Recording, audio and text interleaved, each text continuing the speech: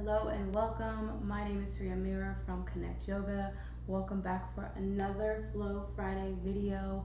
My goal here in this space is to provide you with accessible and practical yoga flows to incorporate into your daily life, no matter your age, your level, and to really provide convenience for you to do this in the comfort of your own home. Go ahead and take a moment to like, subscribe, and click on the bell to sign up for live updates for every new release every single Friday. Be the first to know and stay in the know.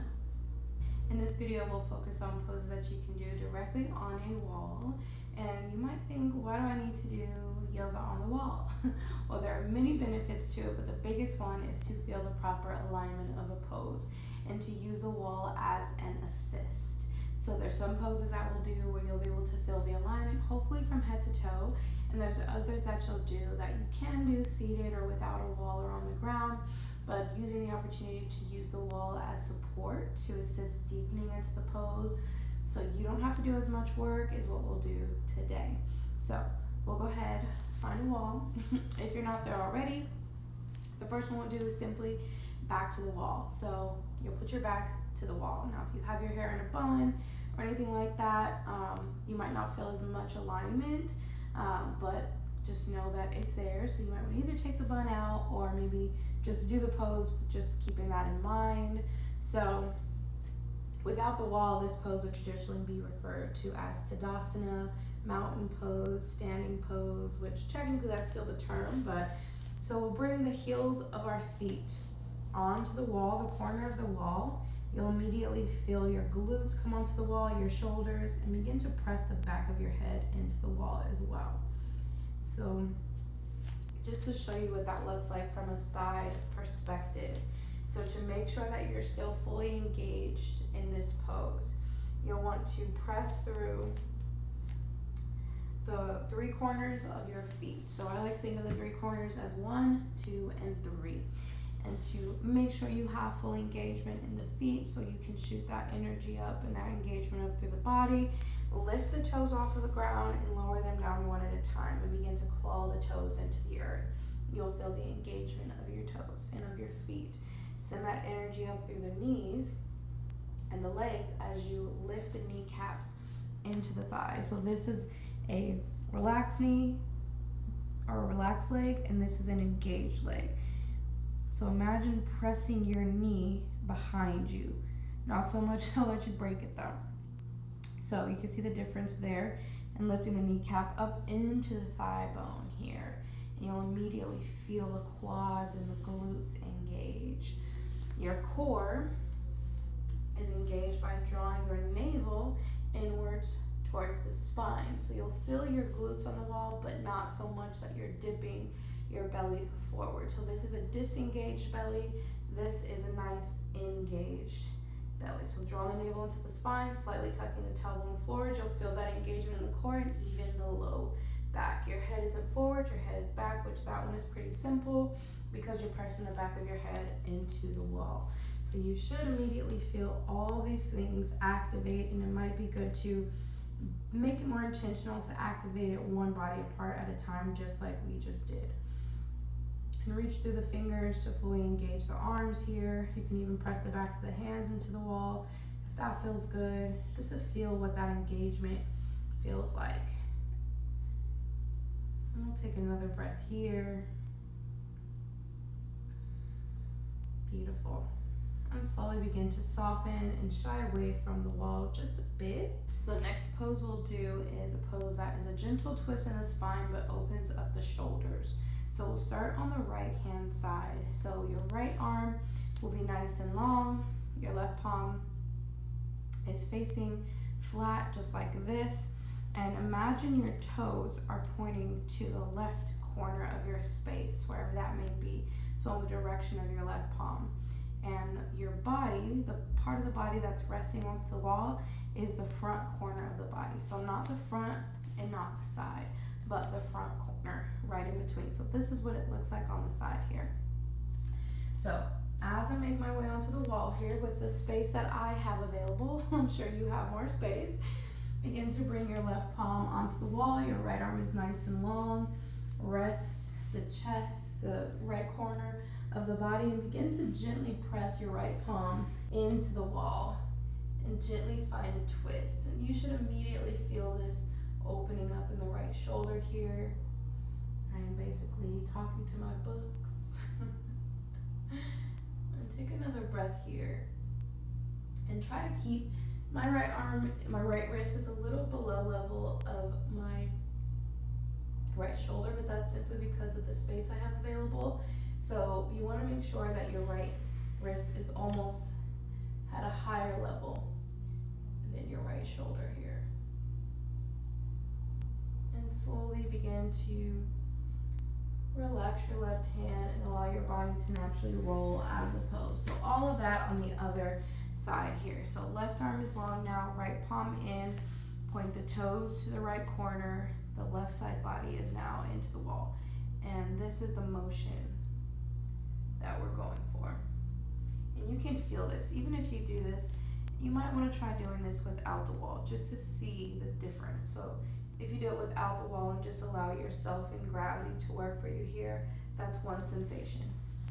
The other sensation is allowing the wall again to assist you. And as you press your body in, you will immediately feel a dramatic difference in the intensity of this. Remember to keep the left wrist elevated above the right shoulder here. Take another breath. And we'll slowly begin to ease on out of it. Beautiful. Just begin to shake the arms out. Shake, shake, shake. And another one that I love that I will do on this wall is also good for the shoulders, but also the chest and the back. So you can think about it as a wall-supported downward facing dog, if you will. I go a little deeper into my chest than I would in a down dog because it feels really good, especially if I've been sitting or if, straight thing, first thing in the morning. So begin to face the wall. And you want to bring your arms out in front of you. And once you find the distance of your arms to the wall, maybe step back a little bit more, okay? And begin to lean forward, rest your palms onto the wall here.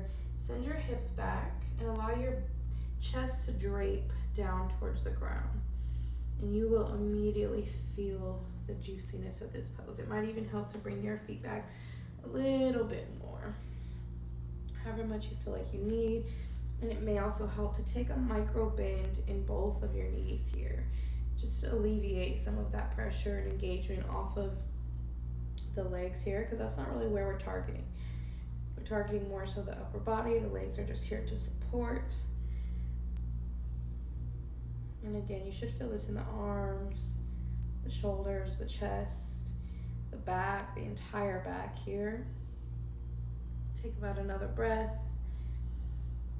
Beautiful. And slowly begin to make your way back up and just press yourself off of the wall. Cool.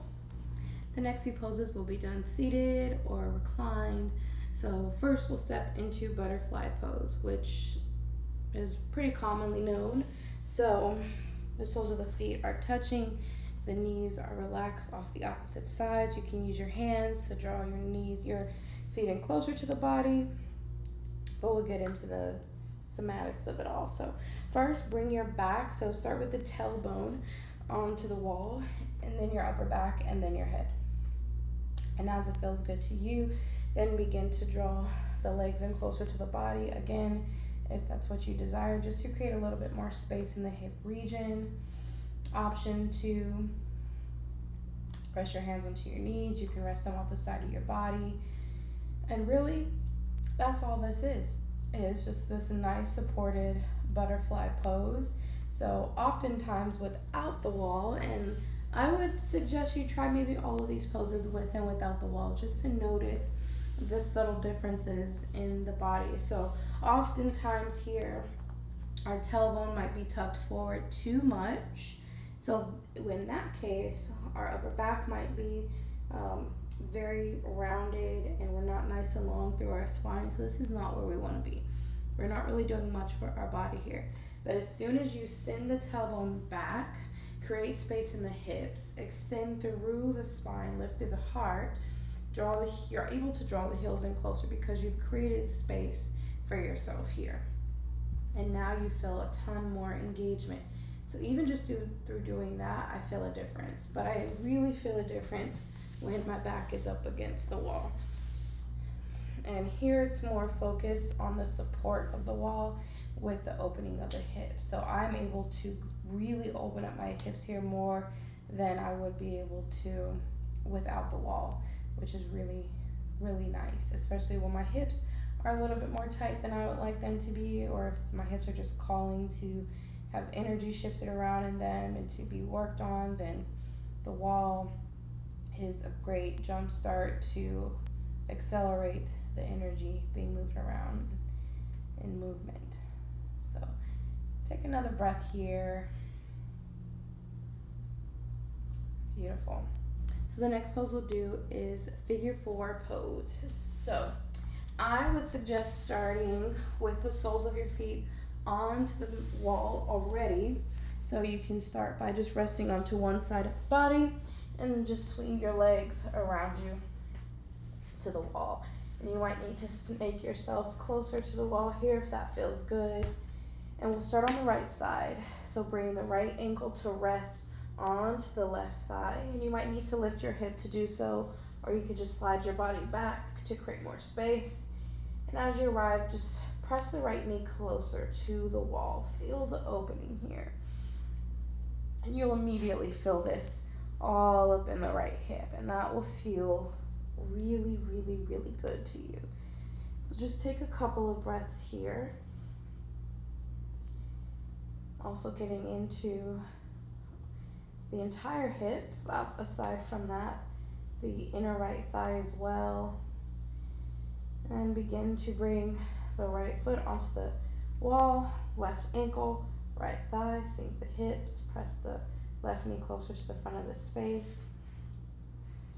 And with or without the wall, you might notice in doing these hip exercises that one side may feel a little different from the other, and that might look like more flexibility, more tightness or tension. And so I always say that if you notice, just simply do that and notice. Notice without judgment, but with grace.